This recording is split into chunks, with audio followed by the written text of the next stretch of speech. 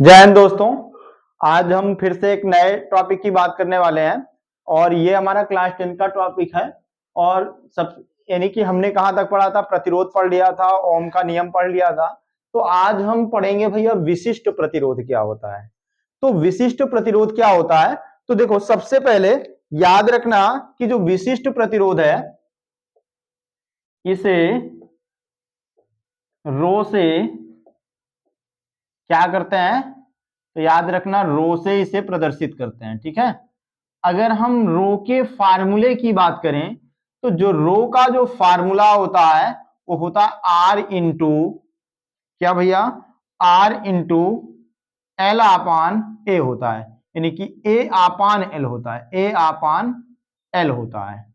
ठीक है, तो ये रो का फार्मूला होता है, आर इंटू ए आपान एल होता है। तो यहीं से आप इस फार्मूले के आधार पर इसकी डिफिनीशन बना सकते हो। यदि हम मान लें क्या भाई, यदि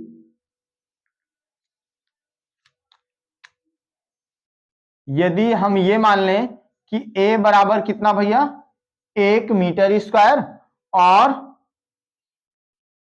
L बराबर क्या है, 1 मीटर है। ठीक है, यानी कि यदि A बराबर कितना, एक हम क्या मान लेते हैं 1 मीटर स्क्वायर और L बराबर क्या है 1 मीटर। तो भैया A क्या होता है, तो ये होता है अनुप्रस्थ काट का क्षेत्रफल होता है। क्या भैया, क्रॉस सेक्शन एरिया होता है, यानी कि अनुप्रस्थ काट का क्षेत्रफल। तो अनुप्रस्थ काट का क्षेत्रफल होता क्या है, जैसे अब मान लिया जाए ये हमारे पास कोई वायर है यानी कि तार है, तो ये वायर यानी कि तार की जो ये चौड़ाई होती है यही होता है भैया क्या, यही होता है अनुप्रस्थ काट का क्षेत्रफल होता है। क्या भाई, ये यानी कि ये जो आपको दिख रहा है ये यानी कि ये जैसे तार है, ये तार की जो मोटाई होती है इसी यही क्या होती है, यही होता है भैया अनुप्रस्थ काट का क्षेत्रफल। तो हमने क्या मान लिया, ए बराबर 1 मीटर और एल बराबर कितना 1 मीटर है।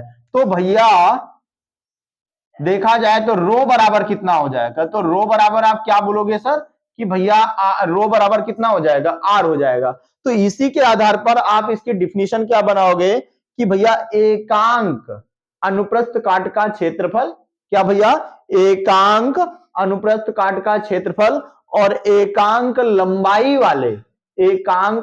वाले किसी चालक तार के प्रतिरोध को क्या बोलोगे, विशिष्ट प्रतिरोध बोलोगे। फिर से एक बार समझ लो, एकांक एकांक अनुप्रस्थ काट का क्षेत्रफल, एकांक अनुप्रस्थ काट का क्षेत्रफल और एकांक लंबाई वाले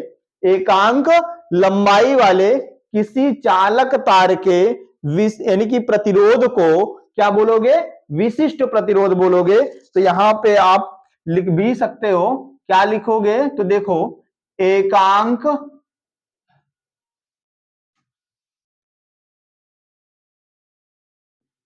अनुप्रस्थ काट का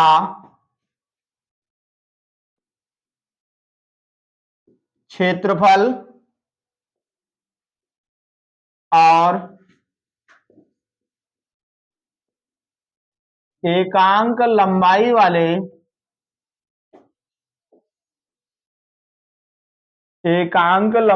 वाले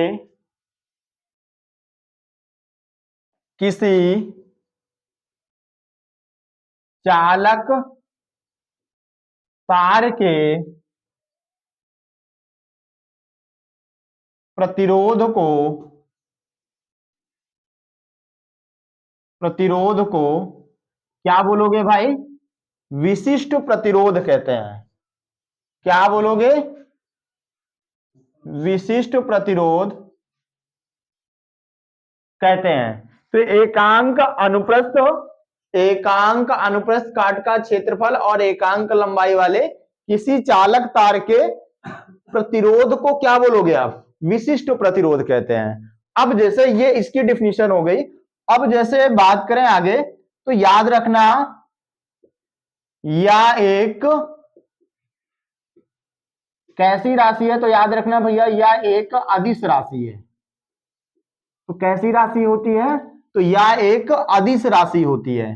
फिर इसके बाद जैसे अगर हम मात्रक की बात करें, भैया इसके मात्रक की बात करें तो देखो मात्रक क्या हो जाएगा, तो यहां पे देखो आर, आर क्या होता है? प्रतिरोध। तो प्रतिरोध का जो मात्रक होता है वो क्या होता है?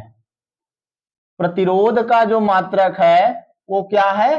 ओम, है ना। प्रतिरोध का मात्रक जो है ओम है, इंटू यहां पे ए क्या है? अनुप्रस्थ काट का क्षेत्रफल।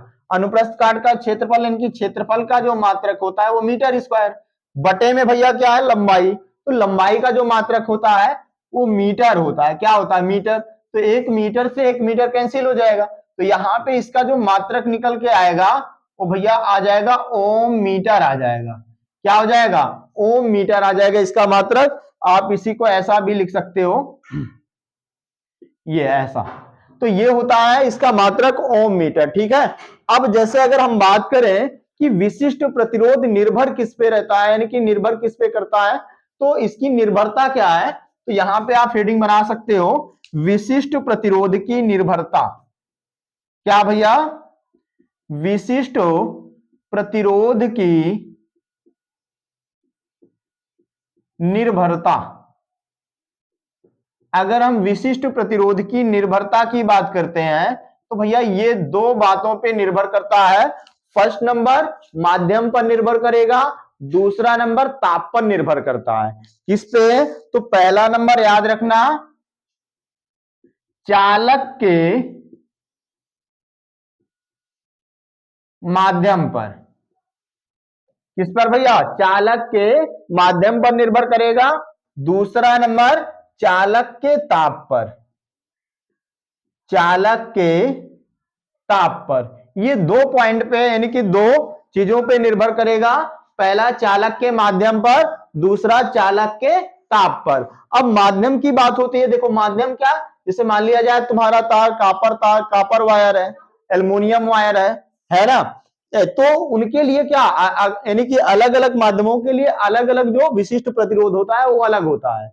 अगर मान लिया जाए कि अगर सेम मटेरियल से बनी तारें हैं, मान लिया जाए एक छोटी तार है मेरे पास, एक बड़ी तार है, और दोनों का दोनों सेम मटेरियल से बनी है, यानी कि सेम पदार्थ से बनी है, तो याद रखना भैया उनका जो विशिष्ट प्रतिरोध होता है वो सेम होता है। लेकिन कब? उनका ताप क्या होना चाहिए? स्थिर होना चाहिए।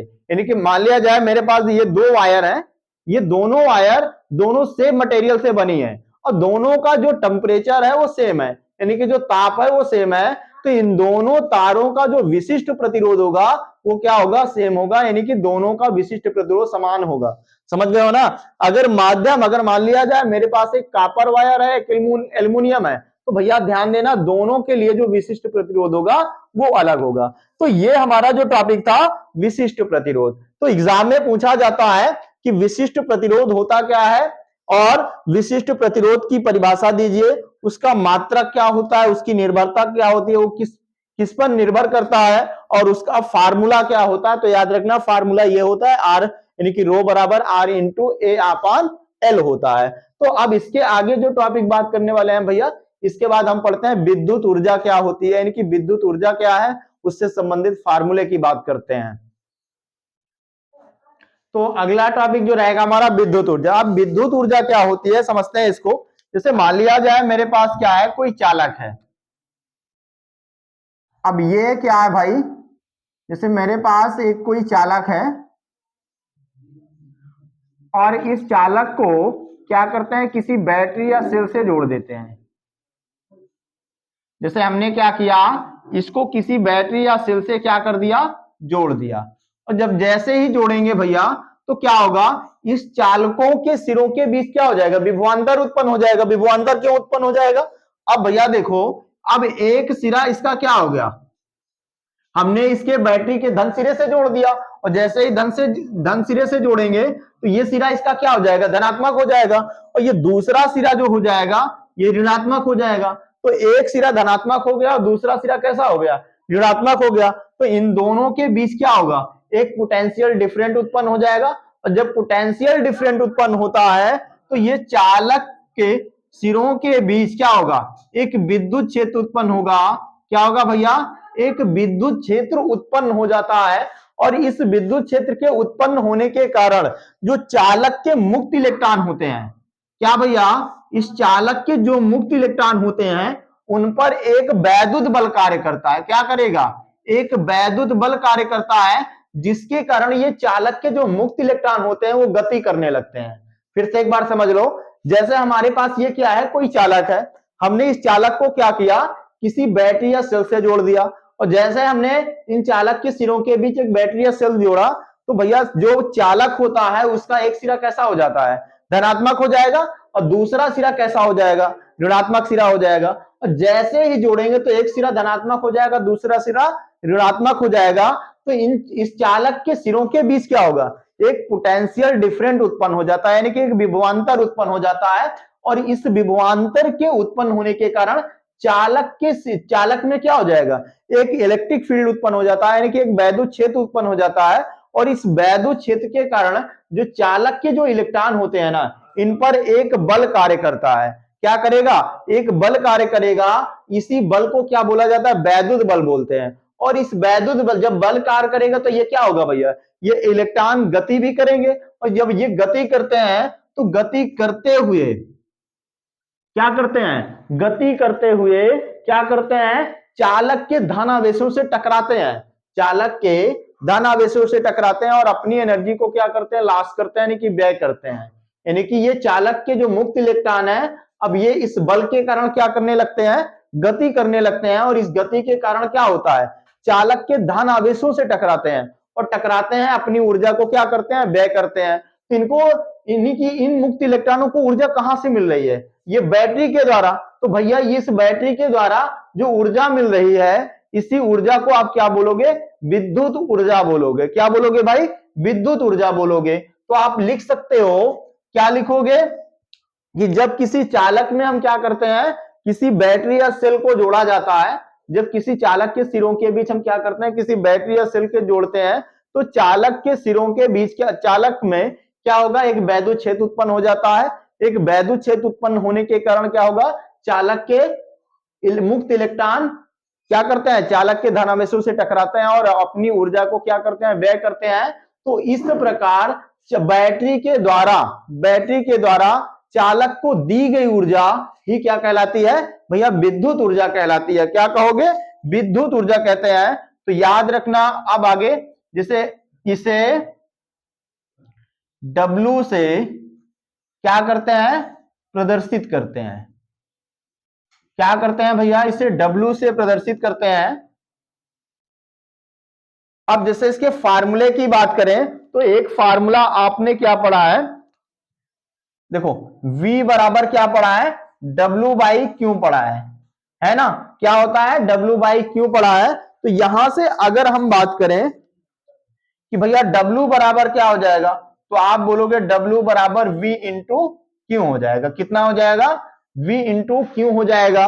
फिर आपने एक फार्मूला ये भी पढ़ा है कि Q बराबर क्या होता है, तो आप बोलोगे सर Q बराबर कितना होता है, IT होता है।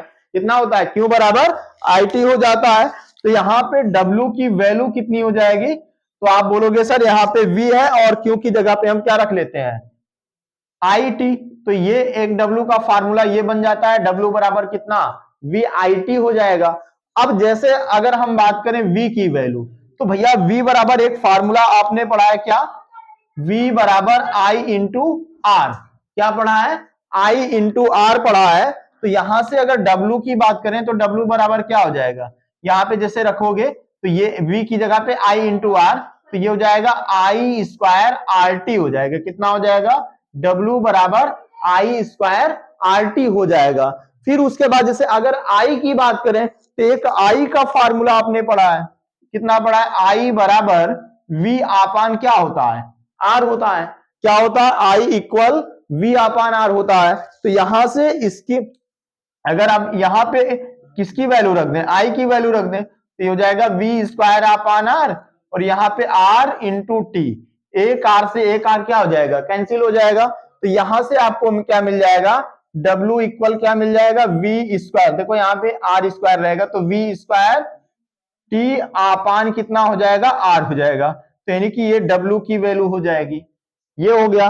अब इसी प्रकार इन्हीं सभी अगर फार्मूले को आप एक संयुक्त रूप से लिखोगे, तो देखो W बराबर तुमको मिलेगा क्या, पहला फार्मूला यहाँ पे क्या मिला, V इंटू क्यू, है ना।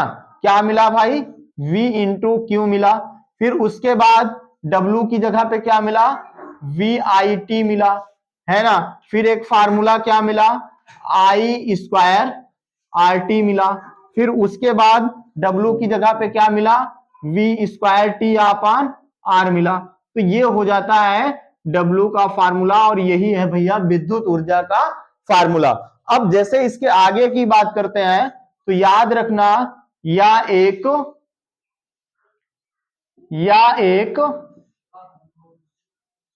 अदिश राशि है। कैसी राशि है भाई, तो याद रखना यह एक अदिश राशि है।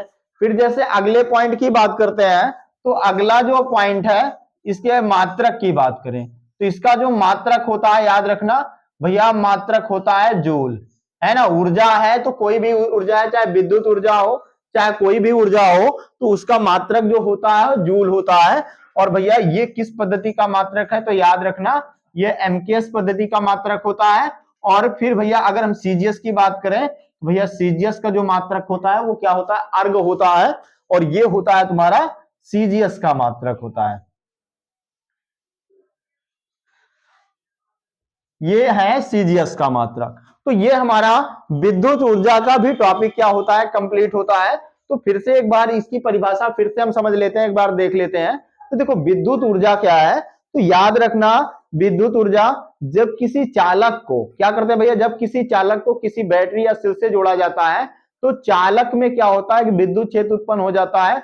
और इस विद्युत क्षेत्र के उत्पन्न होने से जो चालक के मुक्त इलेक्ट्रॉन होते हैं उनपे एक बल कार्य करता है, जिसके कारण वो गति करने लगते हैं, और गति करते हुए चालक के धनावेशों से टकराते हैं। क्या करेंगे भैया, चालक के धनावेशों से टकराते हैं और अपनी ऊर्जा को क्या करते हैं, व्यय करते हैं।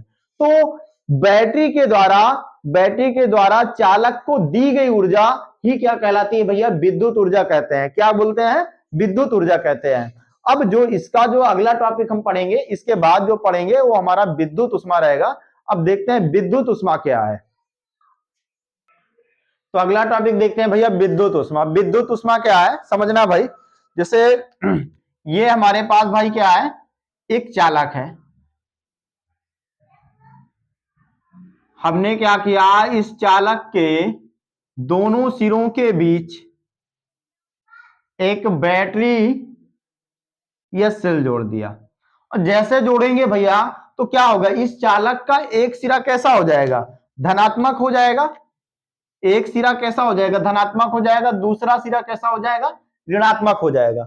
जब एक सिरा क्या हो जाएगा, धनात्मक हो जाएगा, दूसरा सिरा ऋणात्मक हो जाएगा, तो इस चालक के सिरों के बीच क्या होगा, एक विभवांतर उत्पन्न होगा, एक पोटेंशियल डिफरेंट उत्पन्न हो जाएगा। और जैसे ही पोटेंशियल डिफरेंट उत्पन्न होता है, तो इस चालक में क्या होगा, एक वैद्युत क्षेत्र उत्पन्न हो जाता है।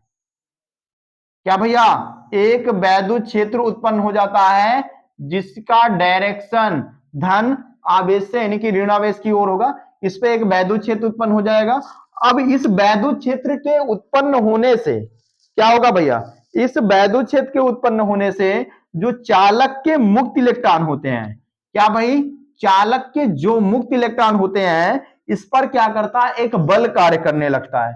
क्या कार्य करेगा, एक बल कार्य करता है। और इस बल के कारण क्या होता है, ये चालक का जो मुक्त इलेक्ट्रॉन होता है गति करने लगता है, और गति करते हुए क्या करता है, चालक के धन आवेशों से टकराता है। किससे टकराएगा, धन आवेशों से टकराता है।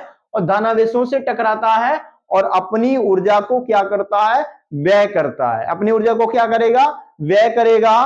तो इस प्रकार व्यय की गई ऊर्जा जो होती है उष्मा के रूप में क्या हो जाती है, परिवर्तन हो जाती है। आपने पढ़ा होगा क्या, ऊर्जा संरक्षण का सिद्धांत, यानी कि कंजर्वेशन ऑफ एनर्जी। तो भैया देखो कंजर्वेशन ऑफ एनर्जी जो होती है, यानी कि ऊर्जा संरक्षण का सिद्धांत क्या कहता है, ऊर्जा को ना तो उत्पन्न किया जा सकता है ना बल, यानी कि ऊर्जा को ना तो उत्पन्न किया जा सकता है ना तो नष्ट किया जा सकता है, बल्कि क्या कर सकते हो आप, एक प्रकार की ऊर्जा को दूसरे प्रकार की ऊर्जा में क्या कर सकते हो, रूपांतरित कर सकते हो, परिवर्तित कर सकते हो। उसी प्रकार ये भी है कि जैसे हमने क्या किया, इस चालक को किसी बैटरी या सेल से जोड़ा, तो बैटरी या सेल से जोड़ने पर इस चालक में क्या होगा, एक वैद्युत क्षेत्र उत्पन्न हो जाएगा।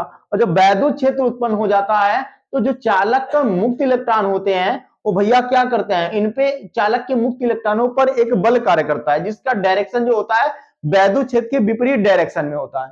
और जैसे ही बल कार्य करता है तो ये बल कार्य करने के कारण ये क्या करने लगते हैं, जो मुक्त इलेक्ट्रॉन होते हैं वो गति करने लगते हैं, और जब गति करते हैं तो चालक के धनावेशों से क्या होते हैं, टकराते हैं, और जब टकराते हैं तो अपनी एनर्जी को क्या करते हैं, लॉस करते हैं। तो इनके द्वारा जो व्यय की गई जो ऊर्जा होती है ना, उष्मा के रूप में उस चालक में क्या हो जाती है, उत्पन्न हो जाती है, जिसे क्या बोलते हैं, विद्युत उष्मा कहते हैं। क्या बोलोगे, विद्युत उष्मा कहते हैं। तो सुन लो एक बार फिर से परिभाषा। तो जब किसी चालक को किसी बैटरी या सेल से जोड़ा जाता है तो जोड़ने के बाद क्या होगा, चालक में एक वैद्युत क्षेत्र उत्पन्न हो जाता है, जिसके कारण चालक के जो मुक्त इलेक्ट्रॉन होते हैं वो गति करने लगते हैं, और गति करते हुए धन आवेशों से टकराते हैं, और धन आवेशों से टकराते हैं तो अपनी एनर्जी को क्या करते हैं, व्यय करते हैं। यही व्यय की गई जो एनर्जी होती है चालक में उष्मा के रूप में उत्सर्जित हो जाती है, यानी कि परिवर्तित हो जाती है, जिसे क्या बोला जाएगा, विद्युत उष्मा कहते हैं। फिर उसके बाद याद रखना इसे कैसे लिखते हैं भैया, तो याद रखना इसे कैपिटल एच से प्रदर्शित करते हैं। कैसे भैया, कैपिटल एच से प्रदर्शित करते हैं। किससे प्रदर्शित करोगे, कैपिटल एच से प्रदर्शित करते हैं, ठीक है। फिर उसके बाद अगर हम बात करें इसके फार्मूले की, यानी कि अगर हम बात करें इसके सूत्र की, तो भैया देखो सूत्र देखते हैं। तो देखो एक बात को याद रखना, अगर मैं बोलूं 4.2 जूल में उत्पन्न उष्मा कितनी होती है, तो याद रखना भैया कितनी होगी, तो 1 कैलोरी होती है। कितनी होती है, 1 कैलोरी होती है।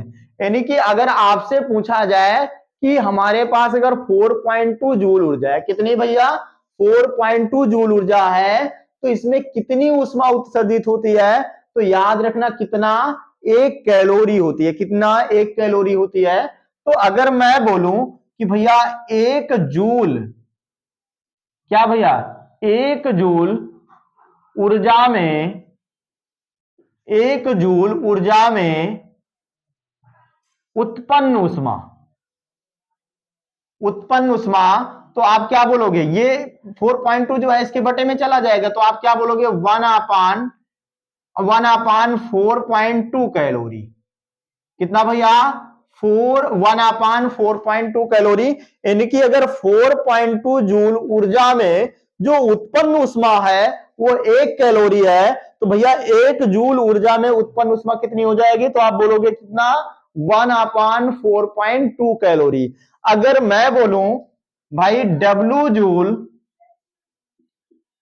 ऊर्जा में, W जूल ऊर्जा में उत्पन्न उष्मा, W जूल ऊर्जा में उत्पन्न उष्मा, तो आप क्या बोलोगे, W/4.2 कैलोरी। क्या भैया, कितना, W/4.2 कैलोरी। यानी कि अगर 1 जूल ऊर्जा में जो उत्पन्न उष्मा है तुम्हारी 1/4.2 कैलोरी है, तो भैया W जूल ऊर्जा में उत्पन्न उष्मा कितनी हो जाएगी, तो आप क्या बोलोगे, W/4.2 कैलोरी हो जाएगी। तो अर्थात इसी को आप ये कह लिख सकते हो, जो H बराबर जो तुम्हारा हो जाएगा वो कितना हो जाएगा, तो आप बोलोगे सर H इक्वल हो जाएगा W/4.2। कितना हो जाएगा, W, यानी कि H इक्वल कितना, W/4.2 कैलोरी हो जाएगा। भैया आपने अभी देखो W की वैल्यू कितनी, W बराबर क्या पढ़ा है, तो W बराबर आपने पढ़ा है, पहला फार्मूला क्या पढ़े हो सर, V इंटू क्यू, और दूसरा फार्मूला क्या था, VIT। फिर अगला फार्मूला क्या था, आप बोलोगे सर I²RT। अगला फार्मूला क्या था, तो आप बोलोगे V²T/R। ये सारे फार्मूले आपने कहां पे पढ़े थे, तो आगे यानी कि विद्युत ऊर्जा में हमने आपको पढ़ा के रखा है। तो जैसे आप W की वैल्यू यहां पे रखोगे, तो देखो H बराबर, जैसे अगर मान लिया जाए W की जगह पे हमने V इंटू क्यू रख दिया, तो जो तुम्हारा फार्मूला बन जाएगा वो V इंटू क्यू आपान में क्या भैया 4.2, क्या v इंटू क्यू आपान 4.2 हो जाएगा। फिर जैसे यहाँ पे w की जगह पे हम वी आई टी रख दें तो ये क्या हो जाएगा, वी आई टी आपान कितना हो जाएगा 4.2 हो जाएगा, यानी कि w की जगह पे हम क्या रख दिया भैया, तो क्या रख दे, वी आई टी रख दे, तो ये कितना हो जाएगा, वी आई टी अपान 4.2 हो जाएगा। अब जैसे यहाँ पे w की जगह पे आई स्क्वायर आर टी रख दें, क्या भैया, आई स्क्वायर आर टी, और अपान में कितना हो जाएगा 4.2 हो जाएगा। अब w की जगह पे क्या रख दें, वी स्क्वायर टी अपान कितना, वी स्क्वायर टी, और अपान में आर, तो ये कितना हो जाएगा, वी स्क्वायर टी 4.2 क्या हो जाएगा, आर हो जाएगा। और ये हो गया भैया उष्मा का फार्मूला हो गया। तो उष्मा का फार्मूला, ये सारे फार्मूले यूज होते हैं, तो याद रखना। तो H बराबर कितना, एक फार्मूला जब V और Q दिया रहेगा तो आप क्या यूज करोगे, H equal V into q upon 4.2। अब जैसे दे दिया, विभव दे दिया और विद्युत धारा दे दिया, समय दे दिया, तो आप कौन सा फार्मूला यूज करोगे, H बराबर V I T upon 4.2 use करोगे। अब जैसे मान लिया जाए H की आपको क्या दे दिया, चालक में प्रवाहित धारा दे दिया, प्रतिरोध दे दिया, T दे दिया, तो आप कौन सा फार्मूला यूज करोगे, आई square R T upon 4.2 use करोगे। अब जैसे विभव दे दिया, प्रतिरोध दे दिया, समय दे दिया, तो उसके लिए आप फार्मूला क्या यूज करोगे, V square T upon 4.2 use करोगे। तो ये था हमारा विद्युत उष्मा। अब इसके जो अगले टॉपिक रहेंगे, जैसे इलेक्ट्रॉन वोल्ट है ना, इलेक्ट्रॉन वोल्ट है, विद्युत सामर्थ्य अथवा विद्युत शक्ति क्या है, किलोवाट घंटा क्या है, ये सारे टॉपिक हम इसके बाद वाले वीडियो में पढ़ने वाले हैं। तो ये जितने भी सारे टॉपिक हमने पढ़ाए, ये सारे का सारे टॉपिक इंपॉर्टेंट है, एग्जाम में कई बार पूछे गए हैं, इस बात को याद रखना। जो अगला जो टॉपिक रहेगा वो भी हमारा बहुत इंपॉर्टेंट टॉपिक है। तो आज के लिए बस हम इतना ही रखते हैं, बाकी आगे वाले जो टॉपिक है अगले वीडियो में उनकी बात करते हैं।